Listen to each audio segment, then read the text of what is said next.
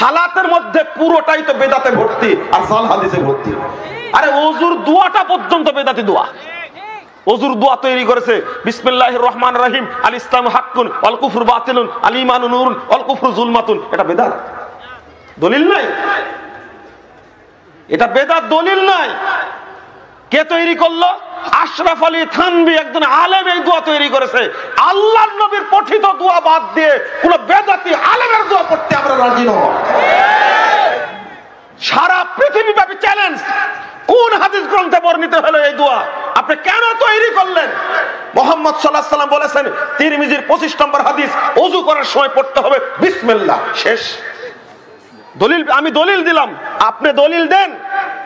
আপনি যে বললেন এত বড় দোয়া পড়তে হবে, আপনি দলিল দেন। কোথায় দলিল? তারাবির দোয়া তৈরি করলাম, সুবহানাল মুলকুল মালাকুতুল কুদরাতুল হাইবাতে ইয়া মুজিরু ইয়া মুজিরু ইয়া মুজিরু বলে শেষ করে দিলাম। এটা নাকি তারাবির দোয়া। কিয়ামত পর্যন্ত চ্যালেঞ্জ থাকলো, সারা পৃথিবীর আলেমের কাছে চ্যালেঞ্জ থাকলো, তারাবির সময় এই দোয়া পড়তে হবে। আল্লাহর নবী কোথাও জাল হাদিস বলে গেছেন, এরকম কোনো রেকর্ড পাওয়া যায় না। কেন তৈরি হলো এটা? ইফতারের সময় দোয়া তৈরি করেছে আল্লাহুম্মা সুমতু লাকা ওয়া তাওয়াক্কালতু আলা রিজকিকা ওয়া আফতারতুকা বিরাহমাতিকা ইয়া আরহামার রাহিমিন। সবাই পড়ে, টিভিতে পড়ে, রেডিওতে পড়ে, পত্রিকায় দেয়, পেপারে দেয়, ক্যালেন্ডারে দেয়, মুখে মুখে মুরব্বীরা বলে, কিন্তু ইফতারের সময় এই দোয়া পড়তে হবে পৃথিবীর কোন হাদিস গ্রন্থে বর্ণিত হয়েছে? একেবারে গাঁজাখড়ি মানুষকে শুধু এমনিতে শিক্ষা দিচ্ছে না।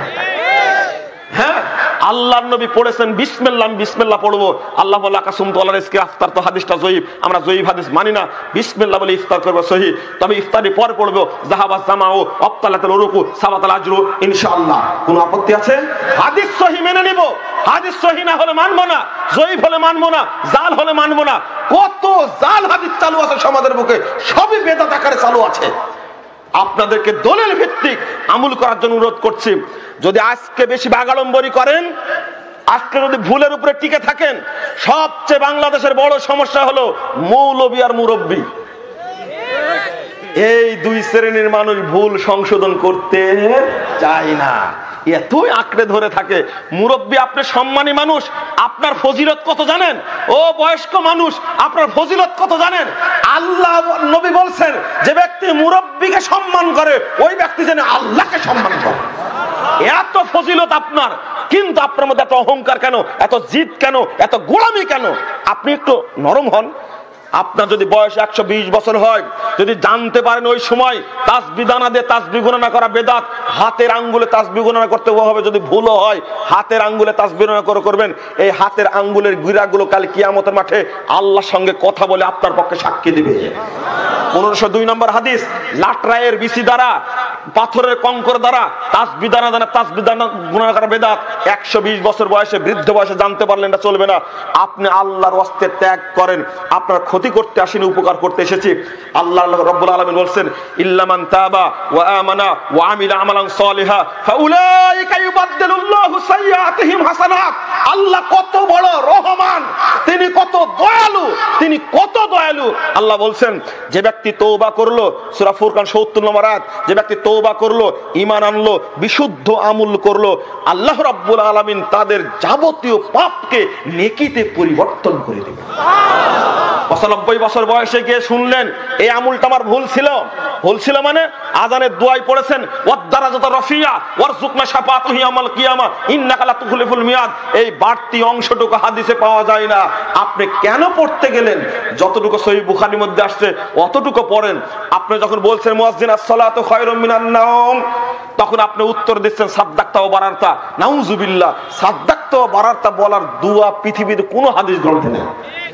আপনাকে কেন বলবো? বেদাত সম্পর্কে ভাই আলোচনা করতে দিলে আমার অবস্থা ভালো থাকে না, আমি খুব কষ্ট পাই। রাসূলের আদর্শ ছেড়ে দিয়ে,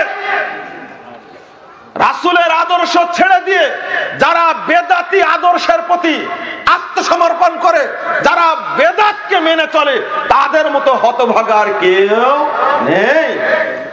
আল্লাহ নবী মুহাম্মদ সাল্লাল্লাহু আলাইহি ওয়াসাল্লাম বলেছেন যদি কেউ বেদাত করে মারা যায়, যদি কেউ বেদাত করে মারা যায়, তাদের কোনো আমল আল্লাহ কবুল করবেন না। বরং আল্লাহ রাসূল বলছেন ৪৪১ পৃষ্ঠার হাদিস, সহিহ মুসলিম, মান আহদাসা, কেউ যদি বেদাতি কাজ করে, ফালাইহি লানাতুল্লাহ ওয়াল মালাইকাতি ওয়ান নাস আজমাইন, যে ব্যক্তি বেদাত করবে ওই ব্যক্তির উপরে আল্লাহর লানত, ফেরেশতাদের লানত, মানুষের লানত।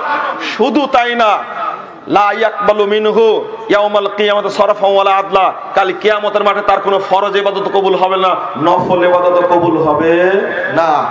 আল্লাহ নবী বলেছেন, তারগীব আর তারহিবের মধ্যে আসছে 54 নম্বর হাদিস, লা ইন্নাল্লাহ হাজাবাত তাওবাতান কুল্লি সাহিবা বিদআতিন হাত্তা ইয়াদা বিদআতা, বেদাতি ব্যক্তির তওবাকে আল্লাহ আটকে রাখেন, কবুল করেন না যতক্ষণ বেদাত ত্যাগ না করে। আমল কবুল হলো না, দোয়া তওবা কবুল হলো না, রাসূলের সুপারিশ পাবেন না। কাল কিয়ামতের মাঠের কথা বলছি, আমি বক্তব্য শেষ করে দিচ্ছি, শেখ চলে এসেছেন না? আচ্ছা, আল্লাহ নবী মুহাম্মদ সাল্লাল্লাহু আলাইহি ওয়াসাল্লামের কে যদি আপনি ইমাম যদি না মানতে পারেন, যদি ইমাম যদি মানতে না পারেন, আপনি হতভাগে, এতে কোনো সন্দেহ নাই। সূরা বানী ইসরাঈল ৭১ নম্বর আয়াতে আল্লাহ বলেছেন, ইয়াউমা নাদু কুল্লা উনাসিন বিইমামিহিম, কাল কিয়ামতের মাঠে প্রত্যেককে আমি ইমাম সহ ডাকবো, প্রত্যেককে আমি ইমাম সহ ডাকবো। এই আয়াত সম্পর্কে ইমাম ইবনে কাসির বলতে গিয়ে বলছেন, একজন বিদ্বানের উক্তি তুলে ধরে, হাযা আকবারু শারাফিন লিআসহাবিল হাদিস লিআন্না ইমামাহুমুন নবী সাল্লাল্লাহু আলাইহি ওয়াসাল্লাম। এই আয়াতের মধ্যে সবচেয়ে বেশি মর্যাদা রয়েছে, এই আয়াতের মধ্যে সবচেয়ে বেশি মর্যাদা রয়েছে আহলে হাদিসদের জন্য, কারণ কাল কিয়ামতের মাঠে তাদের ইমাম হবেন স্বয়ং মুহাম্মদ সাল্লাল্লাহু আলাইহি ওয়াসাল্লাম। কাল কিয়ামতের মাঠে যদি ইমাম মুহাম্মদ সাল্লাল্লাহু আলাইহি ওয়াসাল্লাম হন, তাহলে সোজাসুজি জান্নাত। আর মুহাম্মদ না হয়ে যদি কোনো বুজুর্গ হন, কোন পীর হন, কোন ওলি হন, কোন দরবেশ হন, তাহলে জান্নাত পাওয়া যাবে না। ইমাম কে হতে হবে? মুহাম্মদ রাসূলুল্লাহ সাল্লাল্লাহু আলাইহি ওয়াসাল্লাম হতে হবে ইমাম। আমরা সেই কথাই বলি, ইমাম যদি মুহাম্মদ সাল্লাল্লাহু আলাইহি ওয়াসাল্লাম হন, আপনার কাউসারের পানি পান করতে পারবেন, আল্লাহর নবীর সাথে সুপারিশ নিয়ে জান্নাতে যেতে পারবেন।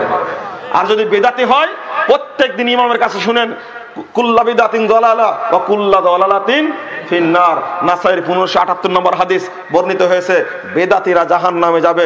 স্পষ্ট ভাষা আপনাদেরকে বললাম, জানতে হবে শুধু বাংলাদেশে নয়, সারা পৃথিবীতে যেখানে কোরআন এবং সহিহ হাদিস অনুসারী আছে, সালাফিরা আছে, যেখানে আহলে হাদিসরা যেখানে আছে, সেখানেই পবিত্র কোরআন এবং সহিহ হাদিসের দিকে মানুষকে দাওয়াত দেয়।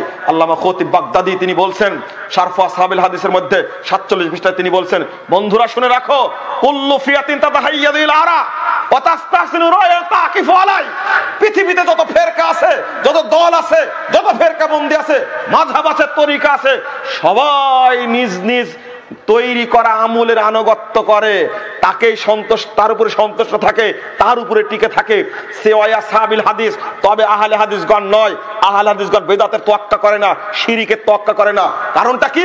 ফাইনাল কিতাবা উদ্দাতুহুম, তিনি বলছেন তাদের মূল হাতিয়ার হলো আল্লাহর কিতাব আল কুরআন, ওয়াস সুন্নাতা হুজ্জাতুহুম, রাসূলের সুন্নাহ হলো তাদের মূল দলিল, ওয়ার রাসূল ফিয়াতুহুম, স্বয়ং মুহাম্মদ সাল্লাল্লাহু আলাইহি ওয়াসাল্লাম হলো তাদের দলনেতা। কি আর শিরিক করবেন আপনারা? না। আমি শেষ আবেদন জানাবো আপনাদেরকে, বক্তব্যের শেষ পর্যায়ে এসে, সারা বাংলাদেশে যারা আহলে হাদিস, সহিহ হাদিস, সহিহ আকীদা বিশ্বাসী, কোরআন এবং সহিহ হাদিস দাওয়াত দেন, তাদেরকে বলবো এই রকম ঐক্যবদ্ধ থেকে দাওয়াতি কাজ করতে হবে।